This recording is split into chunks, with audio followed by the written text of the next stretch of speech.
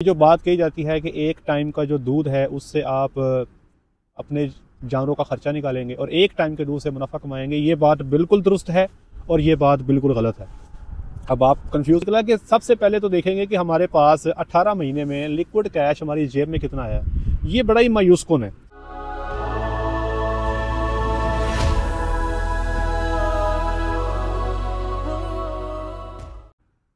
जी बिस्मिल्लाहिर्रहमानिर्रहीम, अस्सलामु अलैकुम वरहमतुल्लाहि वबरकातुहू। मेरा नाम है डॉक्टर मोहम्मद मुज़म्मिल हसन। एक नए सेशन के साथ आपकी खिदमत में हाज़िर। तमाम तारीफ़ें अल्लाह पाक के लिए। सब भाई मेरे साथ मिलकर दुरूद शरीफ पढ़ लें। अल्लाहुम्मा सल्ली अला मुहम्मदिन व अला आलि मुहम्मदिन कमा सल्लैता अला इब्राहीम व अला आलि इब्राहीम इन्नका हमीदुम मजीद। अल्लाहुम्मा बारिक अला मुहम्मदिन व अला आलि मुहम्मदिन कमा बारकता अला इब्राहीम व अला आलि इब्राहीम इन्नका हमीदुम मजीद। आज की वीडियो बड़ी दिलचस्प होने वाली है। इसमें दो बातों के ऊपर रोशनी डालेंगे। एक तो ये कहा जाता है कि डेयरी फार्मिंग में बहुत सारे दोस्त आपको कहते मिलेंगे कि अगर आप फार्मिंग करते हैं, दूध का कारोबार करते हैं, तो सुबह को जो दूध है उससे आपके फार्म के ख़र्चे निकल आते हैं और जो शाम का दूध है वो आपका मुनाफा है। एक इस पे रोशनी डालेंगे। दूसरे नंबर पे एक फिजिबिलिटी स्टडी हमने अपने ट्रेनिंग वाले जो हमारे लास्ट सेशन हमारा गया है उन दोस्तों के साथ ये मेरे सामने पड़ी है। 10 जानवरों की हमने फिजिबिलिटी रिपोर्ट बनाई थी, उसका ख़ुलासा मैं आपके साथ पेश करूंगा। 18 माह का फिजिबिलिटी प्लान है, उसमें क्या बचा, क्या नुकसान हुआ, ये सारा आपकी खिदमत में पेश करेंगे इंशाल्लाह। फिर आपको बताएंगे कि लोग इतनी जल्दी डेयरी से क्यों भाग जाते हैं, क्यों मुतनफ़र हो जाते हैं, प्रॉब्लम कहाँ पे आती है। ये बातें इंशाल्लाह आपसे हम तस्करा करेंगे। और फिर ये भी कि एक ख़ास इनकम कमाने के लिए आपको कितने कम से कम जानवर दरकार हैं कि वो आपके जेब में उतने पैसे आ जाएँ। तो पहले सवाल का जवाब ये है कि इस वक्त जो दौर चल रहा है 2025, आज नवंबर की 23 तारीख़ है, तो अपने पूरे होशो हवास में मैं ये आपको बताना चाहता हूँ कि पाकिस्तान की करंट सिचुएशन को देखते हुए, जो मार्केट में चीज़ों की कीमतें हैं उनको देखते हुए, ये जो बात कही जाती है कि एक टाइम का जो दूध है उससे आप अपने जानवरों का ख़र्चा निकालेंगे और एक टाइम के दूध से मुनाफा कमाएंगे, ये बात बिल्कुल दुरुस्त है और ये बात बिल्कुल गलत है। अब आप कंफ्यूज हो गए कि ये बात दुरुस्त भी है और ये बात गलत भी है, कैसे? अब जो दुरुस्त है वो किस तरह से दुरुस्त है और गलत है तो किस तरह से गलत है। दुरुस्त इस अंदाज में है, अगर आप अपने दूध वाले जानवरों से दूध लें और सिर्फ दूध वाले जानवरों का ख़र्चा नोट करें तो फिर तो ये बात ठीक ही हो जाएगी। मेरी बात समझ रहे हैं? लेकिन अगर आपने दूध वाले जानवरों से दूध वाले जानवरों का ख़र्चा भी पूरा करना है और उनके साथ साथ जो आपकी फार्म पे वच्छियाँ पल रही हैं उनका भी ख़र्चा पूरा करना है, आपके फार्म पे जो प्रेग्नेंट आपकी हीफर्स पल रही हैं उनका भी ख़र्चा पूरा करना है और आपके फार्म पे जो छोटे बच्चे पल रहे हैं उनका भी ख़र्चा पूरा करना है, तो फिर ये एक टाइम की बचत आपको नहीं मिलेगी। आपके पास जो बचत है वो कम रहेगी। आपको पिछले साल का हम आपको जो खुलासा है वो बयान कर देते हैं। पिछले साल जो 2024 गुजरा है, गर्मी के मौसम में हम तकरीबन 10 रुपये एवरेज 1 लीटर दूध के पीछे कमाई कर रहे थे और जो हमारा सर्दी का मौसम था उसमें तकरीबन 30 से 35 रुपये फ़ी लीटर हम कमाई कर रहे थे। पूरे फार्म के अखराजात जो हैं मैं आपको वो निकाल के बता रहा हूँ। और अगर मैं आपको पर डे एनिमल की प्रॉफिट की बात करूँ तो जो गर्मी के मौसम में मैक्सिमम प्रॉफिट था हमारा वो 250 रुपया फ़ी एनिमल पर डे पर मिल्किंग एनिमल था। पिछले साल गर्मी की बात कर रहा हूँ। और सर्दी के मौसम में हमारा जो मुनाफा था वो तकरीबन 980 रुपये पर डे पर मिल्किंग एनिमल था जी। इस साल की भी फिगर्स चल रही हैं, जैसे साल कंप्लीट होगा आपके साथ ये पूरा डाटा शेयर कर देंगे। अब ये तो होगी बात गलत साबित हो गई कि एक टाइम का जो ख़र्चा है उससे सारे ख़र्चे पूरे नहीं होते। अगर मैंने कहा था ये बात दुरुस्त भी है, वो कैसे? अगर तो आपने सिर्फ दूध वाले जानवरों का ही ख़र्चा पूरा करना है तो फिर ठीक है, एक टाइम का दूध जो है वो दूध वाले जानवरों का ख़र्चा पूरा कर देगा और दूसरे टाइम का जो दूध है वो आपका मुनाफा हो जाएगा। लेकिन अगर आपने पूरे फार्म के अखराजात पूरे करने हैं तो फिर आपका जेब से ख़र्चा ज़्यादा होगा और एक टाइम का दूध आपका मुकम्मल मुनाफा नहीं होगा। तो ये तो एक बात को समझ लें। हमारे कई सारे दोस्त हैं कराची में फार्मिंग करते हैं, तो वहाँ ना फार्मिंग थोड़ी मुख्तलिफ है। हमारे दोस्त जो देख रहे हैं बताइएगा, कराची में अक्सर जो दोस्त हैं वो अपने जानवरों की ब्रीडिंग नहीं करते, तो उनके पास हमेशा दूध वाले जानवरों की एक अच्छी खासी बड़ी तादाद रहती है। पंजाब में जो फार्मिंग की जाती है ना, हम लोग जानवर को पालते हैं, उसको ब्रीड करते हैं, नस्ल को आगे बढ़ाते हैं। हमारे पास पंजाब में अच्छे से अच्छे फार्म की फिगर्स भी उठा के देख लें तो दूध वाले जानवर जो हैं 100 में सिर्फ 35 से 45 के बीच में ही चल रहे होते हैं। बकाया सारी बचा पार्टी खाने वाली पार्टी होती है। हम सर्दी के मौसम में मैक्सिमम 40 से 45% हमारे मिल्किंग में होते हैं। गर्मी के मौसम में हमारे 35 से 40% के बीच में चुवाई वाले जानवर होते हैं। बकाया सारा खाने वाला टब्बर होता है। लेकिन वो बंदे जो ब्रीडिंग नहीं करते, उनके पास अक्सर औकात 70 से 80% जानवर ऐसे हैं जो दूध वाले होते हैं, इसलिए फिर वो इस किस्म की बातें करते हैं। तो आपने पहले देखना है कि आप जो फार्मिंग कर रहे हैं वो कौन सी कर रहे हैं।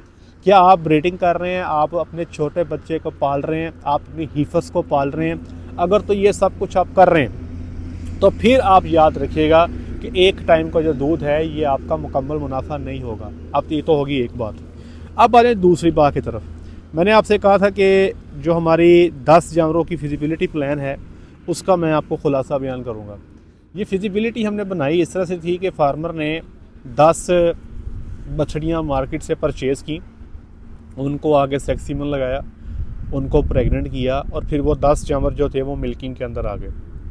ये जो 10 बछड़ियाँ हैं ये ऑन एन एवरेज 55 लाख रुपए से लेके 60 लाख रुपए के अंदर जो है फार्मर को बच्चा देने तक इनका खर्चा पड़ेगा। सेक्स सीमन की बछड़ियाँ भी फार्मर के पास आ जाएंगी। तो ये तरतीब थी हमारी। और इसमें पेंडे सट्टे पहले जो 1 साल मेहनत हुई है फार्मर की, उससे फार्मर को ये फ़ायदा हुआ कि वो बछड़ी जो उसको सेक्स सीमन की किसी अच्छे सेटअप से 7 लाख की 6.5 लाख की मिलनी थी, वो उसके फार्म पे 5.5 से 6 लाख की तैयार हो गई। तो उसने कमोबेश 1 लाख रुपया जो है अपने जानवर के से बचा लिया एक अच्छा जानवर तैयार करते हुए। अब ये पैसे लगाए, इतने सारे पैसे लगाए, ये मैंने पूरा प्लान बनाया। हमने शुरू किया अक्टूबर में, ठीक है जी, अक्टूबर 2025 से स्टार्ट किया और फिर इसको हम लेके चलते रहे और फिर हम इसको लेके जनाब अप्रैल 2027 तक पहुंच गए। तो इसके अंदर हमने क्या पाया क्या खोया। हमने इस फिजिबिलिटी में देखा कि हमारे पास जो 10 जानवर थे उसमें से एक जानवर जो था वो हमने जो है था वो हमारा अल्लाह को प्यारा हो गया या हमने सेल कर दिया। हमारे पास 10 में से सिर्फ 9 जानवर रह गए। इसमें हमने ये देखा कि हमारे पास इन 18 महीनों में प्रेग्नेंट हीफर्स जो थी वो कमोबेश 7 हमारे पास आई। हमने देखा कि इसके अंदर हमारे पास जो 3 माह की हीफर्स थी, जो 7 माह की जो हीफर्स थी वो हमारे पास 3 आई और हमारे पास 3 माह की जो हीफर्स थी वो 2 आई। अब इसका खुलासा ये निकला कि सबसे पहले तो देखेंगे कि हमारे पास 18 महीने में लिक्विड कैश हमारी जेब में कितना आया। ये बड़ा ही मायूस कुन है। वो बंदा जिसने 55-60 लाख रुपए का इन्वेस्टमेंट किया, 10 जानवर ख़रीद के लाया, उनको गब्बन किया, उन्होंने बच्चा दिया। जब इतना खिचल करने के बाद 1.5 साल की फिजिबिलिटी बनाई तो देखने में ये आया कि जेब के अंदर सिर्फ 2 लाख रुपया आ रहा है। सिर्फ 2 लाख रुपया लिक्विड कैश जो है वो जेब के अंदर आ रहा है। अब आप पकड़ के सर बैठेंगे कि ये क्या मसला हो गया। 55-60 लाख रुपया लगा के अगर सिर्फ जेब में 2 लाख रुपया ही आना है तो फिर तो ये बात ठीक है कि ये दुनिया का फजूल तरीन और घटिया तरीन कारोबार है, लेकिन ऐसे नहीं है। अब इसकी वजह क्या है कि ये 2 लाख रुपया ही क्यों जेब में आया 18 महीने के अंदर। अगर पर मंथ पे डिवाइड करें तो चंद हज़ार बनते हैं। तो क्या चंद हज़ार रुपये कमाने के लिए आपने 55-60 लाख रुपए का जो है वो ख़र्चा किया था। अब इसकी वजह क्या है। हमने 55 से 60 लाख रुपए का कारोबार स्टार्ट किया था। आज 18 महीने के बाद मेरे पास जो एसेट खड़े हैं, टोटल जानवर जो मैंने 10 से शुरू किया था, आज मेरे पास टोटल जानवर हो गए 21। 10 से बढ़ के 21 हो गए। दूसरा, मैंने जो आज मेरी फार्म पे जो जानवर खड़े हैं उनकी एसेट वैल्यू है 88 लाख। जब मैंने काम शुरू किया था, जब मेरे जानवरों ने बच्चा दिया था, तब 55 से 60 लाख रुपया उनकी मालियत थी। आज मेरे पास जो फार्म पे जानवर खड़े हैं उनकी तकरीबन 88 लाख रुपए मालियत है। इस तरह से जो मैंने एसेट जो मेरे बढ़े, जो मेरे जानवरों की तादाद बढ़ी, उससे मुझे जो फ़ायदा हुआ वो 33 लाख रुपया हुआ है। अब जेब में सिर्फ 2 लाख आ रहा है, 33 लाख रुपया जो है वो जानवरों की शक्ल में खड़ा है। इससे हमने जब परसेंटेज कैलकुलेट की तो तकरीबन 3% माहाना रिटर्न हमें मिला। तकरीबन 60% के आसपास, 55 से 60% के आसपास 18 महीनों का बन गया। 1 महीने का लगाएं तो कमोवेश 3% बन गया। अब ये वो बात है जिससे आके हमारे बंदे, कई हमारी जो वीडियो देखते हैं वो कहते हैं कि इतने पैसे लगाने हैं, वो हमारा किचन ही नहीं चलना, तो फ़ायदा कैसे कारोबार का। देखें भाई, अगर आपको ब्रीडिंग करनी है, आपने बच्चे पालने हैं, आपने अपनी नस्ल बनानी है, तो नस्ल बनाने के ऊपर ख़र्चा तो होना है, और वो ख़र्चा जो है आप दूध के पैसों से ही करते हो। इसलिए मेरे भाइयों, फार्म के ऊपर ये जो मैंने प्लान डिस्कस किया है, इसमें सिर्फ सिंगल टाइम इन्वेस्टमेंट डिस्कस की है। सेकंड टाइम और थर्ड टाइम इन्वेस्टमेंट मैंने इसके अंदर डिस्कस नहीं की। सिर्फ सिंगल इन्वेस्टमेंट है कि आपने 10 जानवर लिए और उनके साथ आपने 18 महीने गुजारे।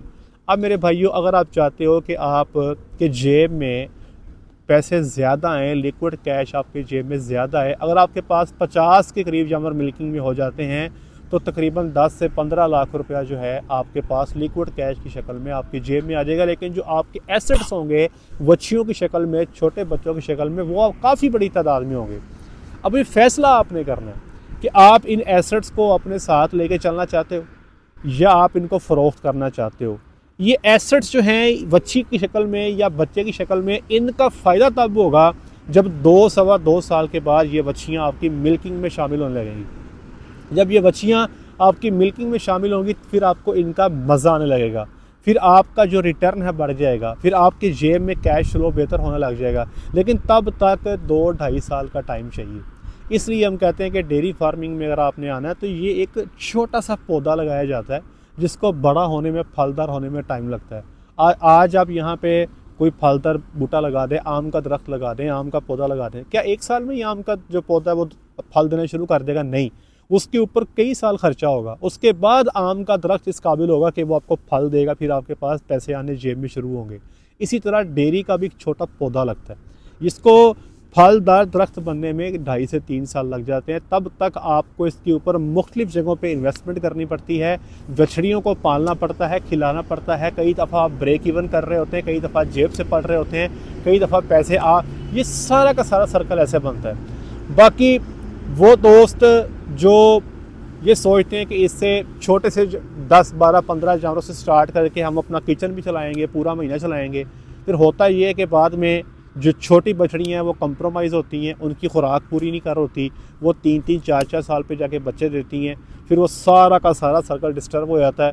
फिर आपने अक्सर देखा होगा फार्मिंग में जो हमारे छोटे फार्मर लगे हुए हैं वो कई अरसे से लगे हुए हैं, लेकिन उनकी माली हालत में, फाइनेंशियल सिचुएशन में आपको कुछ ज़्यादा फ़र्क महसूस नहीं होगा, क्योंकि मुझे कहते हैं ना एक ही जगह पे घूमे जाना, बस वो कहते हैं ना पैर टको तो सर नंगा, सर टको तो पैर नंगे, वो इस किस्म के मामलात में चल रहे होते हैं। और अगली मसला ये है कि डेयरी में कुछ मेजर गलतियाँ हमारा फार्मर करता है, प्लानिंग कोई नहीं करता, हमारा फार्मिंग कलिंग कोई नहीं करता। एक इतना बड़ा स्टेप है अच्छी डेयरी फार्म मैनेजमेंट के लिए कि आपने अपने फार्म पे आपने अच्छे तरीके से कलिंग करनी है। हर साल बाद जो आपके निकम्मे जानवर आपने निकालने, फार्मर कोई निकालता। हमारा फार्मर फीड फार्मूलेशन पे मेहनत नहीं करता, जानवरों के दूध की अच्छी सेल पे, अच्छी फ्रोख्त में मेहनत नहीं करता। बहुत सारी चीज़ें हैं। कई फार्मर हमारे ज़िद्दी हैं, स्टबन हैं, उनको कोई नई चीज़ बताते हैं वो लेने को तैयार नहीं होते, वो किसी नई टेक्नोलॉजी को अडॉप्ट करने को तैयार नहीं होते, पुराने तरीक़ों के साथ। ये बहुत सारी चीज़ें हैं। तो याद रखिएगा, डेयरी फार्मिंग में जो 2.5-3 साल गुजार गया वो फिर एंजॉय करेगा, लेकिन पहले 2.5-3 साल ही इम्पॉर्टेंट है। और इन 2.5-3 सालों में अपने फार्म पे, अपने फार्म के पौधे को एक फलदार दरख्त में कन्वर्ट करें, फिर आप देखिएगा आप एंजॉय करेंगे। मज़ीद कोई सवाल हो तो नीचे कमेंट सेक्शन में पूछ लीजिएगा, मैं आपको एक्सप्लेन कर दूंगा।